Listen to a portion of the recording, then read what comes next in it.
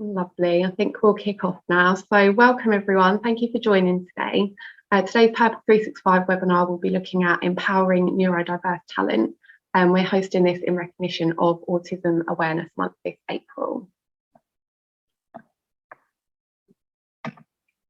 The slides aren't moving. There we go. So we've got some really great speakers joining us today. So the session will be hosted by Purple Tuesday CEO and founder Mike Adams, who's next to me. And then we're joined by Vic Masonas, who's the General Manager at Game Together. And then we'll also hear from Michael Burmish from Microsoft about his lived experience. And then we'll have a Q&A with Jason Slocum, who is the Inclusive Design Consultant at Motionspot. So just a couple of housekeeping points before we kick off. The session is being recorded, and for those of you who are Purple 365 subscribers, it will be uploaded to your login portal after the event. It will also be hosted on our YouTube channel as well. Captions are enabled, so if you need them at all, you can just turn them on in your top tab on Zoom. And throughout this session, if you have any questions at all for any of our speakers, please either just pop these in the Q&A or the chat box, and we'll hopefully leave about 5 to 10 minutes at the end to be able to go through these with everyone.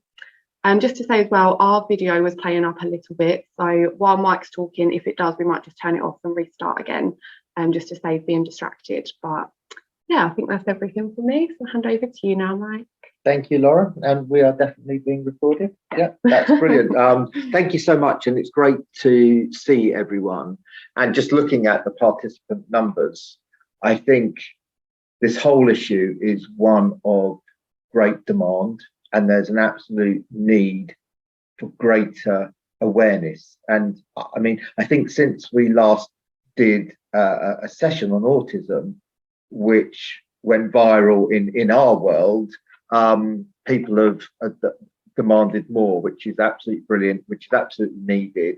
But what we wanted to do today was something slightly different within the space. And, you know, I'm really pleased that we're looking at an issue which is about unleashing, unlocking talent who happen to be on the spectrum.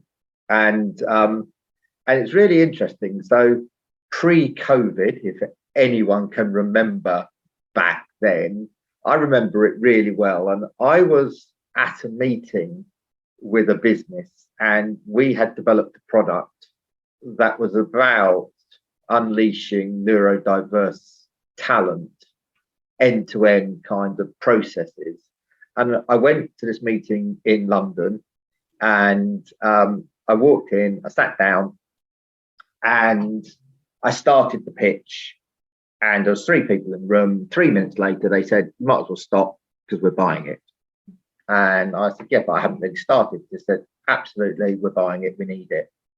And I always remember, because I made 2 phone calls when I came out of that meeting. One was to the taxi company, because I said, give me 90 minutes and then come back and get me. And didn't realize it was going to be 5 minutes later. And 2, I spoke to someone who said, I have a feeling that COVID's on the way and we're going to go through something called a lockdown. So I remember that conversation really well. And actually, it's a recognition of the impact of COVID, because that company never survived. But I do know there are all sorts of organizations out there and participants today that really want to embrace this issue. And the 3 speakers today, I really think can bring to life the lived experience and what this actually means. What I'm going to do is what I always do, which is some just top level facts and stats about the issue without treading on the toes really and repeating what our presenters are then going to say. But in many ways, you know, neurodiversity describes the variation in the human experience of the world, and is driven, we know, by both genetic and environmental factors. And just in terms of the numbers, we're starting to see an estimated 15 to 20% of the world's population who are exhibiting some form of neurodivergence. And within the UK, that spectrum. You may understand and know about autism, ADHD, dyslexia, dyspraxia. And I think it's probably important to say that people who are neurodiverse think and see a world differently, and bring absolutely different and great attributes to a team, to an organization, and to a family as well. And I'm delighted that Vic from Gain is joining us today. I don't know whether you know Vic, but when Gain launched, I don't know, it's 18 months ago, 2 years ago, I was there for your virtual launch, and it sent a real positive tingle down my spine. But one, you were launching, and just two, the feedback that you were getting about how needed you absolutely were. And I know, because I follow you, how big the network has grown and how rich the network has grown. So delighted to have you with us today, and I'm going to hand over to you now for the presentation. That was a wonderful introduction. Thank you so much. So yeah, just to reiterate, I am Vic Mazonas. I'm General Manager of Gain, who are a non-profit dedicated to a radical transformation of the employment prospects of neurodivergent people, specifically in the insurance and investment industries. I'm autistic myself and have CPTSD, and related to that, I sometimes go nonverbal. So this is a topic that's very close to my heart. I'm really lucky that the team I work in is a small group of multiple other neurodivergent people in it. So there's a level of understanding that we can bring to these things. And I'm happy to talk a little bit today about neurodiversity to introduce you in preparation for the other speakers. So if it's okay to go to the next slide, I want to talk a bit about language first. I want to emphasize it's okay to not get words right all the time. Intent is always the most important thing. But having an understanding of the words we're going to be using will help the content you're going to hear make more sense, and will help with future conversations you'll hopefully be having about it. So a neurodivergent person is someone whose brain processes information, learns and communicates differently from what is considered typical. Examples you heard previously, autism, ADHD, dyslexia, also things like Tourette's, DLD, and a host of others.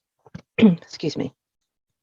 A neurotypical person, in contrast, is someone whose brain thinks and processes information in ways that are considered more typical. On that basis, neurodiversity as a concept states that there isn't any one way to have a correct kind of mind. One neurotype isn't any better than the other. Historically, we've seen things like autism and ADHD as deficits, and the neurodiversity movement is more about recognizing that everyone has their own unique mixture of strengths and challenges. And the issue is that the world is in many ways only designed for one particular neurotype, and all others have great value to contribute. Atif Chowdhury of Diversity and Ability says it very well. He often says, we are all neurodiverse, but we're not all marginalized because of our neurotype. So on that front, I want to talk a little bit more about those strengths and deficits, which will be on the next slide, please. So the spectrum of neurodiversity shows that no two minds are the same. And that's true within neurotypes. One autistic person will be quite different to the next autistic person. But there are some common patterns in our likely strengths versus our needs. For example, autistic people tend to have great memory, fine detail processing and concentration. Someone who has ADHD, very often these are very creative people with a lot of energy, passion, and the ability to hyperfocus. Dyslexia, people often think of dyslexia purely around reading and writing, but dyslexic people are often great 3D visual thinkers, very creative, and can bring a really innovative approach to things. I could go on and list thousands and be here all day, but the idea is to understand that rather than looking at issues through the lens of deficits, we look at the positives. And I want to touch on an example of this that I've referenced on this slide, which is a study which was mentioned in the Neuroclastic online journal, which I think is very illustrative of the pitfalls of just seeing different minds through a deficit lens. In this study, they had autistic and non-autistic people, and they were asked to review a morally bad cause, which would give them personal monetary gain, and to either accept or refuse to support it. And there were two settings this happened in. One was a public setting where other people would know how they would respond, and the other was a private setting where no one would know what they'd chosen. The non-autistic people were more likely to refuse to support the negative cause when they were in public, but more often accepted it in private. So in a public setting, they would say, I don't care if I'm going to get money for this, it's bad, I won't do it. But then in private would say, actually, I will support that cause, please. The autistic people in the test were much less likely to support the bad cause, regardless of whether they were asked in private or in public, and tended to be consistent in their response, regardless of setting. So if they said, no, I won't support that cause in public, they would continue to say that in private as well. And the conclusions that the study drew was that autistic individuals are inflexible when following a moral rule, even though an immoral action can benefit themselves, and suffer an undue concern about their ill-gotten gains and the moral cost. They suggested that autistic participants over-evaluate the negative consequences of their actions and fail to consider social reputation. And I think it's very clear what happened here is the people who did the study had this assumption in the back of their mind that whatever the non-autistic people did would be the correct course of action, would be the right way to respond to the situation.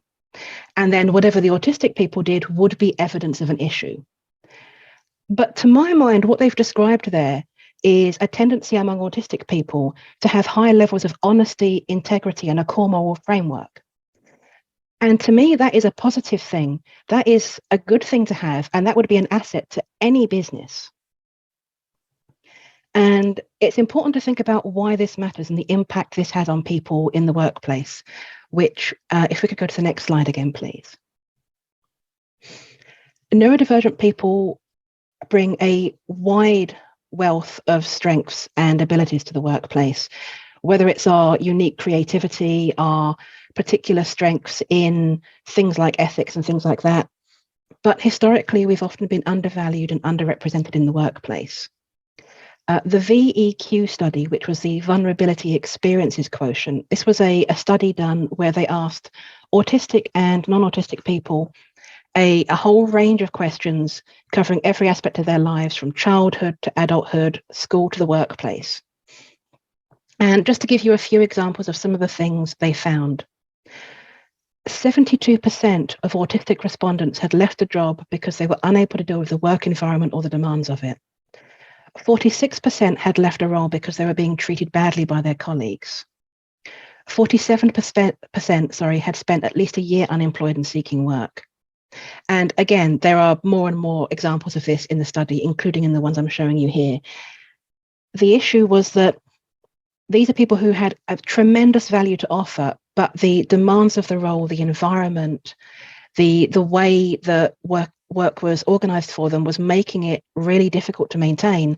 And the end result is, as we see, that I think there was a recent study that only around 20% of autistic people are in full-time employment, while many more of us are willing and able to be.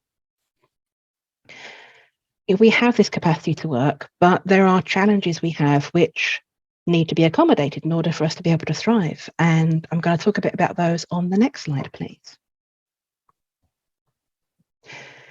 So again, I want to reiterate the same thing I did when I talked about our strengths, and that's that neurodivergence is a spectrum. And one of the things this means is that each individual will have their own unique makeup of strengths and challenges and needs. There might be certain trends within different neurotypes, but you can't just have one universal answer. To give you an example, some common challenges among neurodivergent people may be related to sensory needs. That can be things like the lighting or sound levels in a room, things like smells, texture. You might not think about it, but if the office chair that you're assigned has a itchy, unusual texture to the seat, that might be quite distracting during your workday. And as an example of how that can differ between individuals, myself and my partner are both autistic, and both of us do have sensory differences. In my case, I'm very sensitive to light and sound. I can be very prone to migraines if there is too much lighting in an area. And when it comes to sound, I often struggle with processing language. I find it difficult to pass background noise and separate that from the person I'm trying to listen to, for example. The standard ambient level of noise in an office can be overwhelming for me and make it difficult for me to hear what any individual is saying. In contrast, my partner is a musician and sound technician who regularly works in extremely loud and busy environments and has absolutely no difficulty with that whatsoever. My partner does have difficulty with different things, those being texture and touch, temperature as well. So there isn't any one single solution. The trick is to think about the individual person's needs. Other kinds of things we might have needs related to are social differences. Some neurodivergent people will be very honest and upfront in communication and might not be able to either understand or present the kind of masking falsehoods of conversation that we often see. An example might be if somebody says that they are moving house at the weekend and their friend says, "Oh, let me know if you need any help." It took me a very long time to realize that most of the time when someone says that, they don't actually want you to say, "Yes, please, actually, could you do X, Y, and Z?" What they're doing is engaging in a social contract that's all about emphasizing they care about you as a person, but they weren't literally offering help. And that is something I very much struggle to understand, especially because I often really want to make sure that when I do offer to help a friend, I genuinely mean it. And trying to find ways to communicate that others can understand can be a challenge. Other things that might be difficult for us, or we might have different ways of working, can involve things like predictability and control around the workplace. Hybrid working has been a huge boon to many people during the pandemic and afterwards. I know so many people who are so much happier working from home. But if that is run in a way that provides inconsistency and a lack of predictability, that can add to stress rather than remove it. Cultural differences can be the same as well. In some companies, although your official hours might be 9 to 5 or 9 to 6 or whatever, the unspoken expectation might still be that you're going to work until the job is done. Excuse me.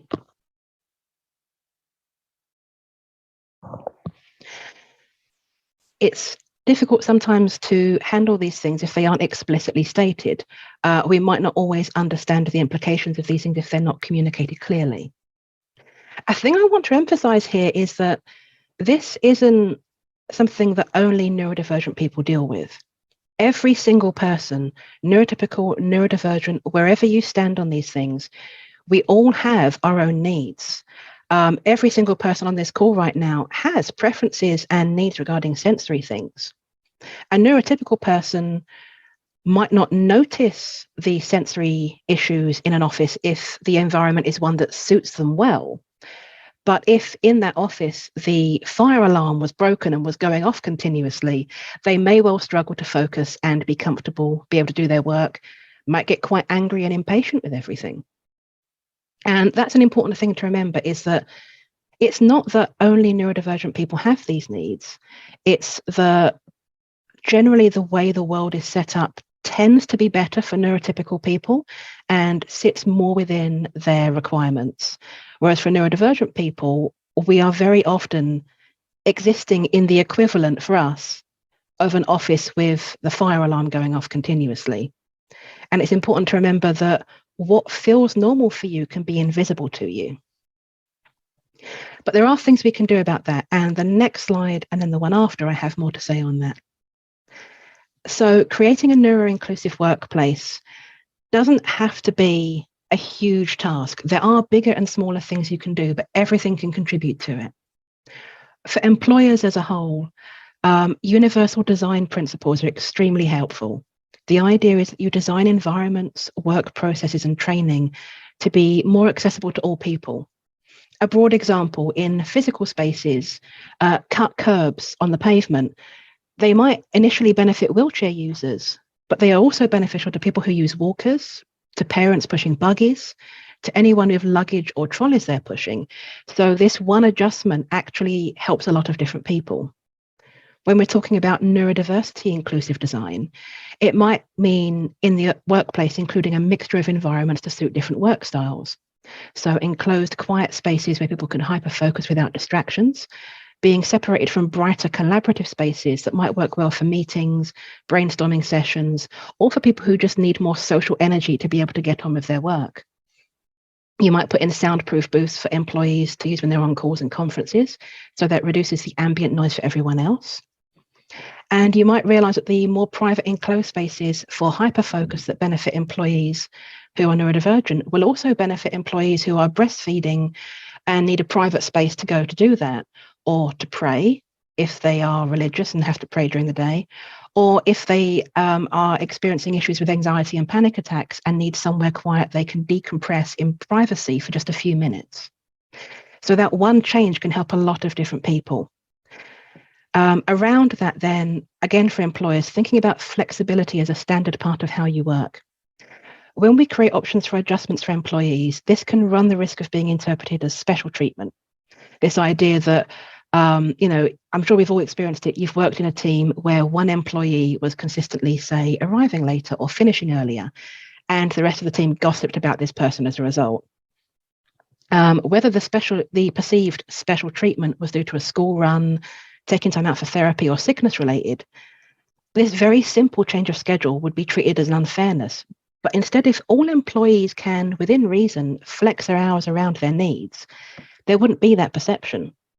There are a whole different range of ways you can make that work, and it won't work in every team depending on the demands of the role. But if you can try to allow everyone to own the way they work and work to their strengths, then you'll find that most people will be very receptive to everyone getting what they need, and it lowers that barrier to access. It's really important to listen to your people. When you are making decisions in the workplace about how to create a neuro-inclusive environment, you need to include neurodivergent people in the conversation and in the decision-making, because you can Google and research all you like. The insights of the actual people you work with will be the things that make the difference. And remember that disclosure follows trust. If the model you use for accessing adjustments requires disclosure of a diagnosis, recording that in company files, and a ream of doctor's notes and paperwork, that creates a very high barrier to entry for people.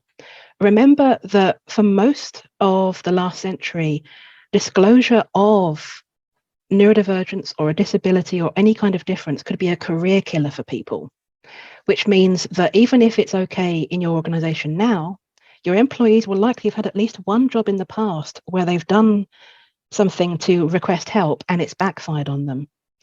So creating an area of psychological safety so that employees can have a feeling of confidence that they are entitled to the help that you say is going to be offered, so that they don't have to give all the evidence to prove that they can get it first. Individual people can have a big impact as well.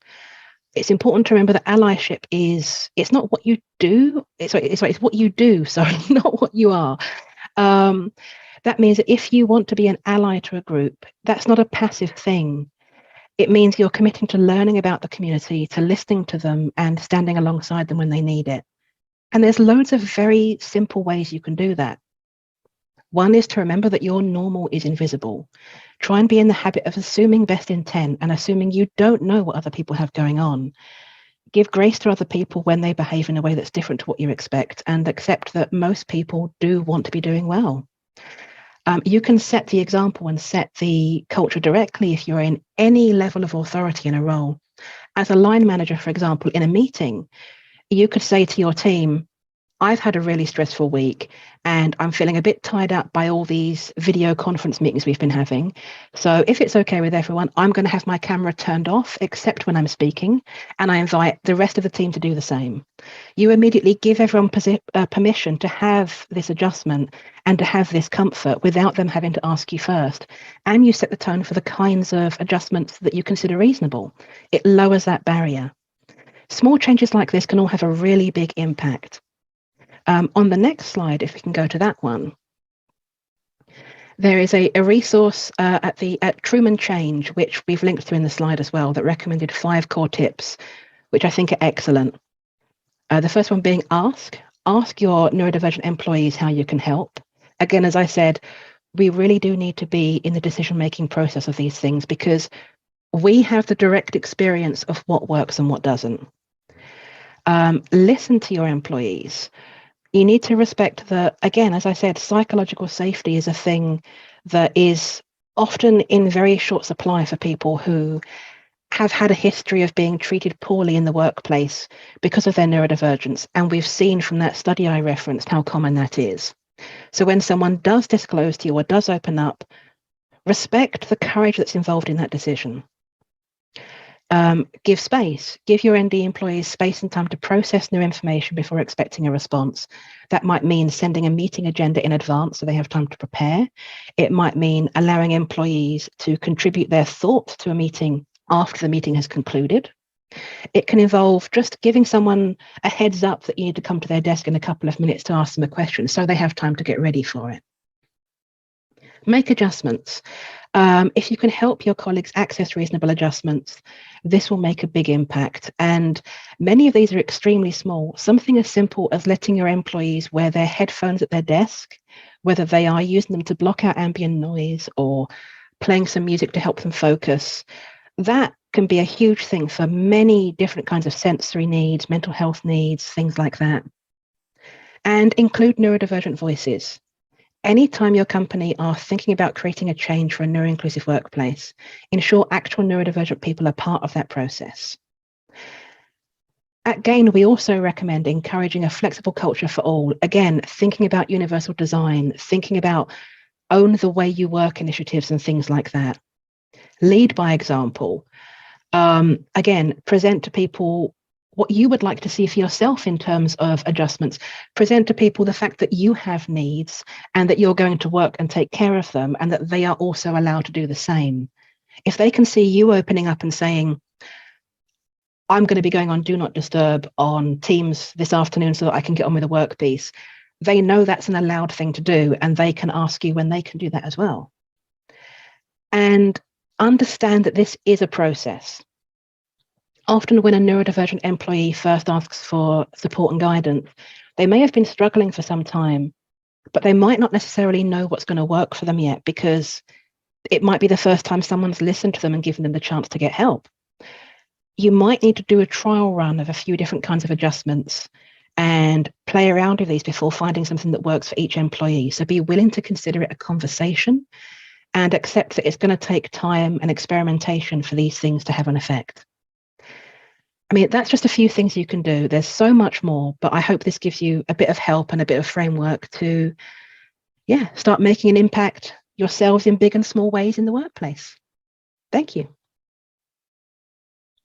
Thank you so much, Vic. That was absolutely brilliant and so insightful. And I can see the love hearts coming up the screen as I speak. And it really brought to life the realities of the conversations that we're talking about. And I know there's some questions that we will come to at the end, so we'll make sure we have time. But I now want to introduce Michael, who I know quite well, and Michael and I speak to each other often in a professional basis. So I'm delighted you're joining us today, Michael. And can I just start? We're going to take us off just because it's flickering at the moment. So you can hear me, but not see me. But Michael, are you able to kind of bring to life your story and when you got your kind of spectrum diagnosis? Cool, thank you. Thank you for having me. So I don't know, I mean, this is typically autistic, right? I don't know how far back people want to go with this, but I guess throughout my life, I felt there were barriers. And for me, that's a fortunate thing, because although it can hurt in so many ways, seeing and perceiving those barriers and not being sure, it at times made me also more aware that a barrier was going to manifest itself. And this created for me the option to mask and cover being my true self. And going through life a bit, that has allowed me to find moments to be somewhat myself, although still then hitting surprises that even during your leisure time, being yourself is not acceptable by the neuro majority. For example, at parties, I would bring a book.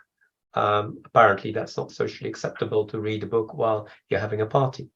Anyway, if I just go back to primary school, I think the first barrier that I then not personally appreciated was that school's educational psychologist said to my mum that she shouldn't bother with me.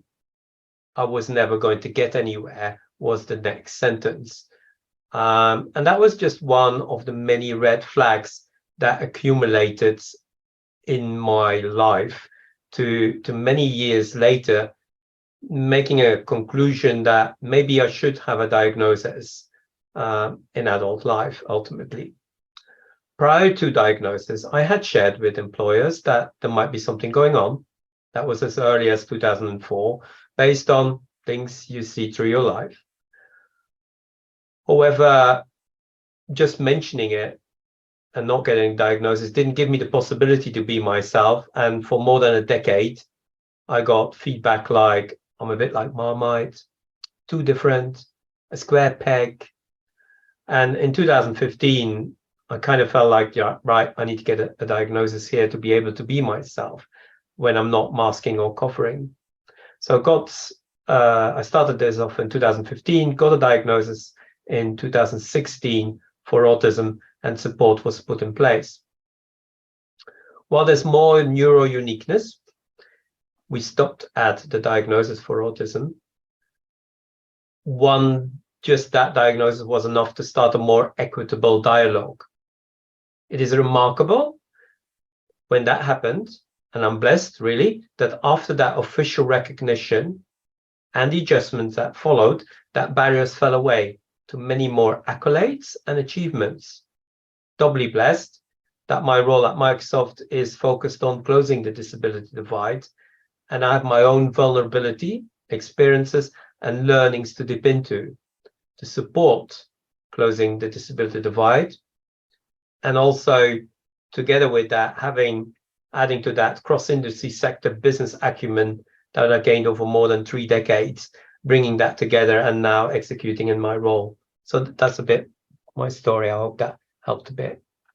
No, absolutely did, and it brought it to life. And I just wanted to kind of reinforce one point that I recognised, and that was, similar to you and your mum, by being told by professionals that in effect you've got to let it go because it's not going to happen, and concentrate on, in my case, my brother and sister, and the importance of parents in not always just accepting and listening and agreeing with what professionals say. And if you just look, oh well, I know how you have been unleashed, and the skills that you bring to your role and the lived experience, and it would just be useful to understand what are the kind of reasonable adjustments that are in place within your workplace to fundamentally maximize your performance. So we already had a great presentation on some examples there. So we had a recent refresh, and I think that's kind of key as well, to have those frequent check-ins when these things happen, because times change. We know that COVID or post-COVID, all of those kind of things, and roles can change. You can have fluctuations throughout your career as well. certain focus periods in your financial year, for example. So it's good to have an update and a check-in. So the recent refresh discussed adjustments that were useful for me is recuperation time. So without going into too much detail, some activities can take it out of you. So masking, covering, trying to fit in, second guessing yourself in a world that wasn't really designed for you, where you are a minority, that can be quite tiring. And I think key in this is flexibility, understanding, and empowerment mixed in with trust. So that's one, the recuperation time. The other one we discussed was access to different means of travel. Travel can take a lot out of on planning, generate a lot of fatigue, and you want to give your best self. And remember that mention of those values that you want to stick to, right? You want to give your best self. So being able to have less stress, your choosing travel options can really help. Third one is advocacy support. And I felt that again in that expression there, by being too honest and integer. You know, there's two aspects to this. There's social play that I totally don't get. And frankly, thanks to advocacy support, I don't need to get. I can just do what I'm good at. I can just do my job. I can then reserve that energy to doing that good work rather than having to focus on that social play of neuro-majority style internal marketing. This also means that I don't have to be social in order to get positive feedback on my work. And not being social doesn't mean that I have to be in the room and all of that kind of stuff. So it means somebody else will advocate for me. So that's really key and a really great adjustment. Assistance for organization planning and communication. I had this before. I'm also fortunate that we have great modern work technology with more coming to support this, artificial intelligence. Look into that. But what isn't key in these times of scarcity and different priorities is that we then also support, collaborate, that we step away from shame, guilt, judging, comparing, so we can just all be the best version of ourselves. And that can fluctuate, and that is fine. Finally, but totally not least, neurodiversity awareness training. This is not for us, it's for the others. This really helps. I can give you a recent example. Somebody showed a picture in a team meeting to illustrate and celebrate the collaboration of certain people. There was something not quite right in the background of that picture, and my autistic mind missed the intent of the message and zoomed in on what wasn't right, and I had to bring it up. When that happened, everybody else saw it and agreed, and the conversation continued based on what I pointed out.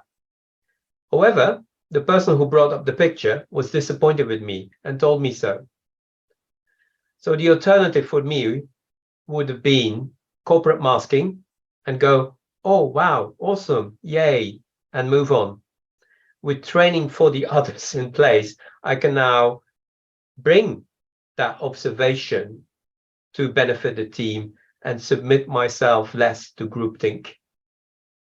So that's a bit what I have in place. Yeah, no, and thank you so much, Michael, because that's just really raw, real, and contemporary in terms of the realities. And you've got my mind whirring about AI and inclusion for another webinar down the road. But I think the other point I just wanted to emphasize really is some of what you said in terms of reasonable adjustments, like checking in and someone else advocating on your behalf doesn't cost a penny, but makes a huge impact. And, you know, we have organizations listening today, and what I absolutely know is organizations who watch this back on demand, there's a huge commitment to doing something and neurodiversity. If they are kind of first timers, kind of setting themselves out on this journey, any advice on the first few steps they should take? We've got kind of three ideas on this. For organizations, because we've got a wide audience here who have a footprint in the UK, I would encourage those organizations to foremost sign themselves up to disability confidence. That's a UK scheme that can help employers to become more confident and grow confidence in hiring and growing and retaining disabled talent. So definitely look into that. To set yourself up for success, you have to start with culture in the workplace. Culture is key. You need to recognize that disability is strength and is talent. Increase your representation to benefit from that talent and help you connect with new and more markets. There's actually money to gain in this. Make this part of your inclusive vision, set a strategy, and in order to make this happen, get people, tools, process, and training in place. Now, this could sound very daunting. These are my 3 things to look at, but you're not alone in this. This is village work, and we'll get back to it later, but do ask and reach out. Yeah. And just to, I've seen some of the comments that come in, and we will have time for questions to Michael, to Vic, and to Jason afterwards. But just to reassure people, this is an open session, and the whole video will be available on YouTube soon after. So if you want to play it back or you want to share it, you will absolutely be able to do that. And I just want to tap into that creativity in your creative mind, Michael, and go, yeah, tell us. Stretch us a bit. Tell us about the most creative, reasonable adjustments that you have ever seen, whether it's to you or someone else, to support an individual on the spectrum. I had to dig deep on this, but there's a lot to be said by knowing that you will have choice. Because when you have choice, you know that you will have more possibility to be yourself. Now, here's a true story. At work, as you do, I bet many people here do these things, we were going to organize a day for children. There would be things to play with, face painting, nibbles, bouncy stuff, Xbox gaming, of course. Sorry, Microsoft plug here. But once we had everything sorted, we asked the event team, can we have the same thing, but in a more quiet area? So the event team duplicated completely the offering, put up signage that this was the quiet space, but for the rest there was access to nibbles, beanbags, well-spaced Xbox consoles, soft furnishings. And people had the choice, parents had the choice, kids had the choice, and of course they ran out. But we were quiet and in a quiet zone.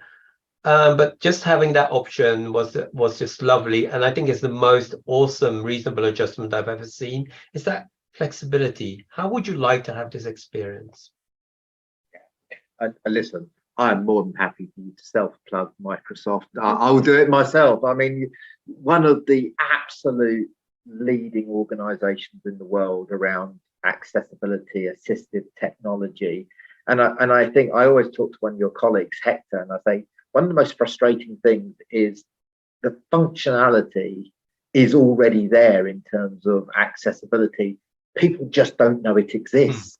And it really is a game changer in terms of accessibility, you know, alongside your lived experience that kind of makes people who are probably watching today go, I get it. I absolutely get it.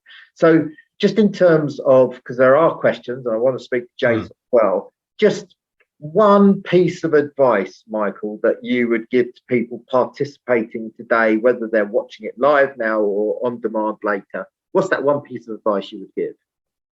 So start, and if you don't know how, ask. So I could stop here, but just a little bit more. There is not a single employer out there that says that they are not neuro-inclusive. So how do we know whether you mean it or not? Think about that.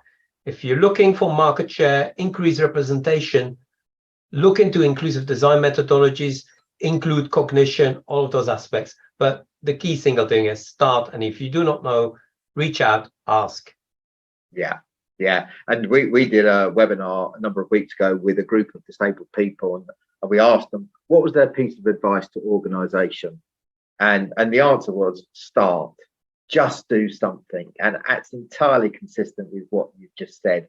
So on behalf of everyone watching today, Michael, thank you so much for bringing your lived experience to life and just making it so real. I know there's a couple of questions at the end, but I'm now going to move to Jason and welcome Jason, who is an inclusive design consultant from Motionspot, who Purple and Purple Tuesday work really closely with. And I'm just gonna launch into it, Jason, and can you tell us what inclusive design just actually means?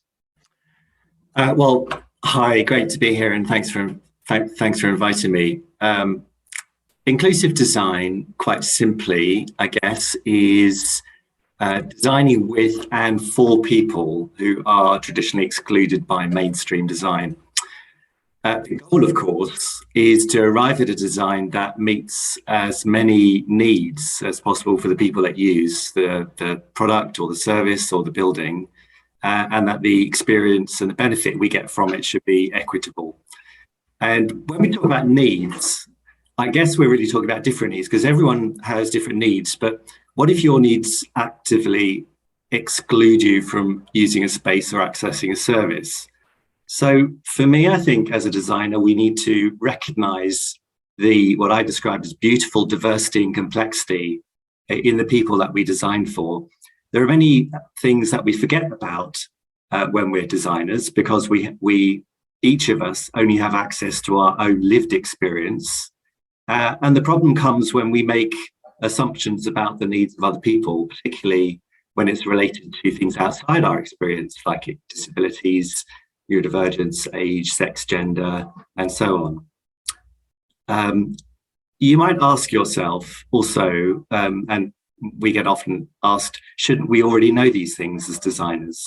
And the answer really is yes and no.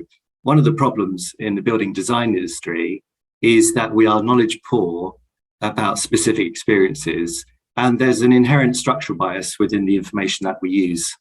The information, and this relates perhaps to your comment about AI, about how information is brought about, the information that we use comes from sources that are generated by standardized and average measurements.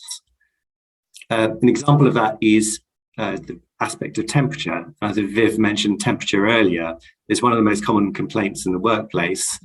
Research shows that women's preference for thermal comfort levels is higher than men's, but it also fluctuates more, particularly during the menstrual cycle. Viv mentioned the sensitivity in neurodiversity. There is some data about connecting temperature regulation and disability. There might be a connection between neurodiversity. We don't know yet. There isn't the research there. But to go back to the point about where it comes from, the set temperature in the office, I think, originates from data originally derived from military white men, and in fact the metabolic rate is based on a 6-foot male wearing a suit.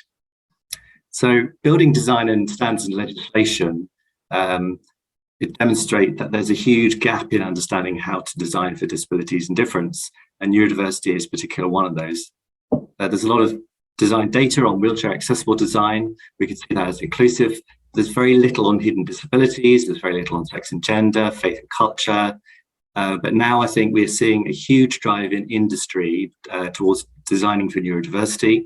People are recognizing its value and the need for retaining and attracting new talent.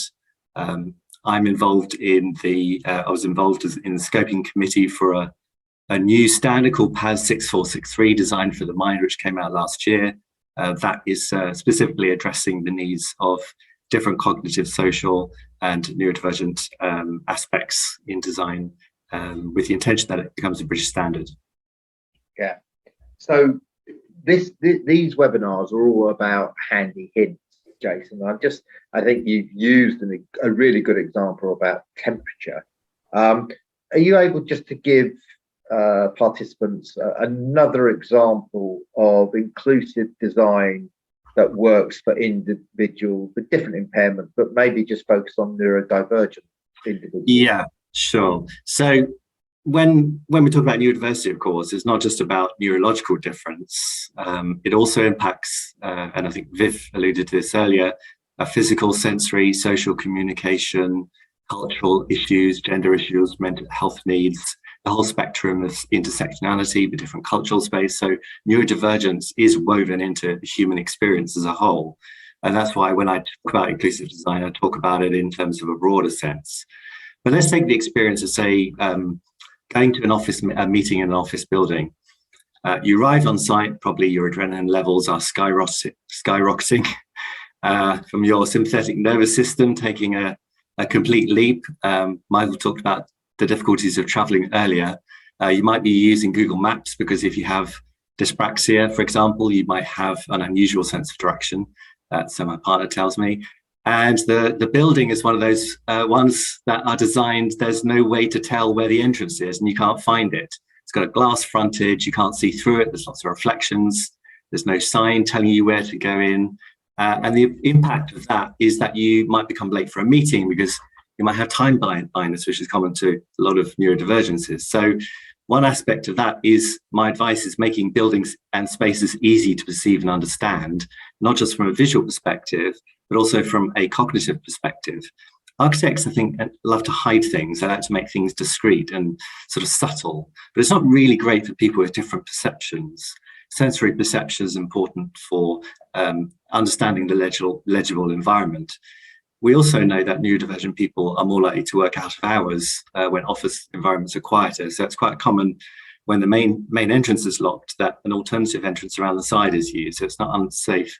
It's not safe for many people to walk around conditions which are in poor light conditions. There are so many examples of even getting into a building which affect people with neurodivergences. Inside spaces also have a huge, I don't know whether we have time to go into it. There's whole CVs that we can deliver on how internal spaces are difficult for neurodivergent people. I'll tell you what, we haven't. And the reason we haven't is because I can see how many questions have come in. Right. And I'm going to switch to that in a second. But, you know, Holly's just said this is incredibly helpful for us event managers. Thank you, Jason. So there's some initial feedback, Jason. Let me make it.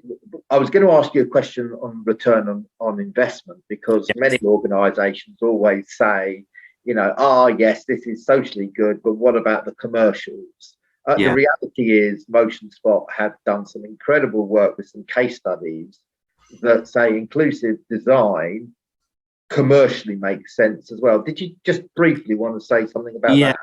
So there's not huge amounts of data coming back at the moment from industry. We're only starting to get a handle on the return on investment for inclusive design.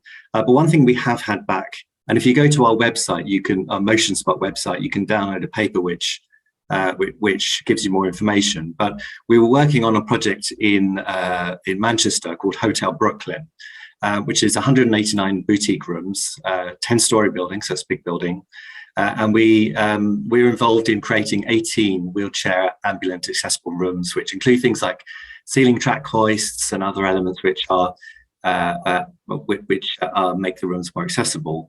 And the research we got back, within the first trading year, Hotel Brooklyn's accessible facilities delivered an additional £217,000 within that 1 year, and you can find more information on the white paper we created on the Motionspot website. And just another piece of feedback that we got from a project we worked with in Glasgow. It's the Barclays campus.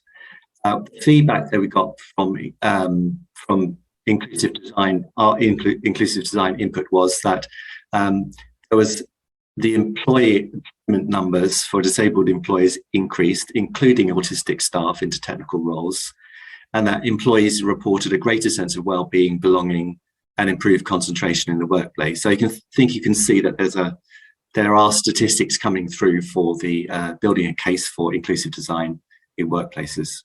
No, absolutely. And a theme today from Michael and yourself, and I can add to that, is around travel and needing to make that accessible. And I travel quite a lot and always have an ask for an accessible room. And I would tell you, in the last 6 months, that has been increasingly difficult to get. And I mean, for anyone who's in the area, I'm in Exeter on Monday doing a keynote presentation. and staying next to the night before. I had to ring 3 hotels because in 2 of them the accessible room on a Sunday night had gone. You know, the hotels asked me, you know, what I thought, and I said, my thinking really is you should create some more accessible rooms in your hotel because they're being used. So that again is a reality of where we are and the return on investment. So absolutely, and also just to comment on your point, there's my son who's autistic is very unlikely to travel independently as well, and I think that's as much to do with having a predictable environment, an environment which you can understand before you travel, the difficulties of traveling independently for people who might have different social challenges, for people who have differences in cognition, and all these things, as both Michael and Vic had pointed out before, we're creating informational spaces within the environment which are designed for neurotypical benefit, not for neurodivergent benefit. And we need to understand that wayfinding and getting around and accessing is a multisensory interface, and we need to be looking at audibles, visual, tactile, vestibular. I have a vestibular issue, which means my balance is not great. We need to talk about how we actually create safe environments for people's equitable safety. All these aspects that we've been talking about for physical disabilities now are starting to be adapted for neurodivergent disabilities. Absolutely, absolutely. Jason, thank you so much. We've got 5 minutes. I'm going to look to Lauren in a second. We've probably got time for a couple of questions, Lauren. So over to you. So we've had one from Darcy. I think this is when Vic was speaking. Have you ever supported people with mild autism who struggled keeping their jobs, or offered reasonable adjustments and support coaches? So directly ourselves, not so much. GAIN is at the moment 12 people, and I'm the only full-time employee. But we do work with organisations who do those things. We work with some coaching companies. We work with some neuro-inclusive occupational therapy specialists, and we work with companies that can help with line manager training and onboarding as well. We have been seeing some more requests from some of our members, specifically asking for help in the workplace, and we've started to roll that out on an individual basis. So if there are people who are within GAIN or who would like to join GAIN, because our individual membership is free, you know, we can do things like get you in touch with people who can help on a whole range of matters, especially including support coaches in the workplace, and even things like having people who might be able to help you in those conversations with your manager about the adjustments that you need, and help make sure the manager hears and understands what you're trying to communicate. And just back to Darcy's point, and something that Michael and Jason covered really, you know, for people who are on the spectrum broadly mild, you know, that checking in and that providing advocacy is something that might seem quite small, but can make a huge impact and a huge difference. So any other questions, Lauren? There's another one, Vic. I can see you have answered it in the Q&A box, but I'm not sure if everyone can see it. So it might just be good if you could just go over as well the one that asked you about, in your experience, how can the changes and recommendations at the end of your presentation be effectively rolled out across larger organisations? Yeah, absolutely. I'm happy to get into that a bit more. So what I said in the Q&A section is that it's really important that you make sure that everyone in the company has a sense of ownership and investment in these changes. You can dictate the most inclusive policy that you can imagine. You can formulate something perfect. But at the end of the day, the experience of working in your company for the average person is going to be impacted mostly by their team, the people they work around every day, and their manager, and occasionally HR and the employee working groups. So these are the people who really need to be invested in the conversation, and that means including them in it.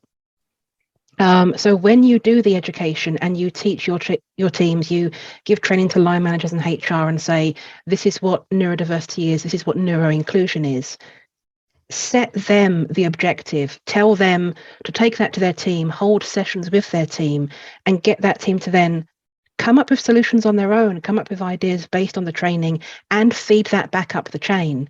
Use those to help create the policy, but also use those as an opportunity to see how the information has been received and how the understanding is generated, and make sure that your line managers and those teams then have access to support from HR and the EWG, because very often a manager is the first point of contact for any adjustments, and they kind of create the company culture through the example they set to their team. So giving people that level of ownership will help it turn into reality much more efficiently. Brilliant. And I'm just conscious of the time. So I just want to say an absolute huge thank you to Vic, to Jason, and to Michael for just bringing to life in such a brilliant way today the issue. And I always know by just the number of questions and stuff that's coming through that it really resonates. Just to remind people that this is an open session, so this whole session will be available on YouTube, and we will make sure the slide deck is also publicly available for you to access and to pass on to friends as well. And just before finishing, just some simple key takeaways. Simple steps can create a neuro-inclusive workplace. Include the neurodivergent voices in decision making, and a flexible workplace culture embraces change and makes space for all to belong. And they're just three kind of lessons. And just wanted to talk a little bit about Purple Tuesday Masterclass series that we are running throughout May, that will be more in depth in terms of looking at topics. And you will see one is about creating an accessible online customer experience, accessing the disabled visitor economy and the purple pound, and building a truly disability inclusive workplaces. The details are there. If you're interested, check in on our website or come back to Lauren and secure your place. It will be brilliant to see you. Can I just say to everyone, thank you for your participation today. It's been absolutely brilliant, and see you again soon. Thank you.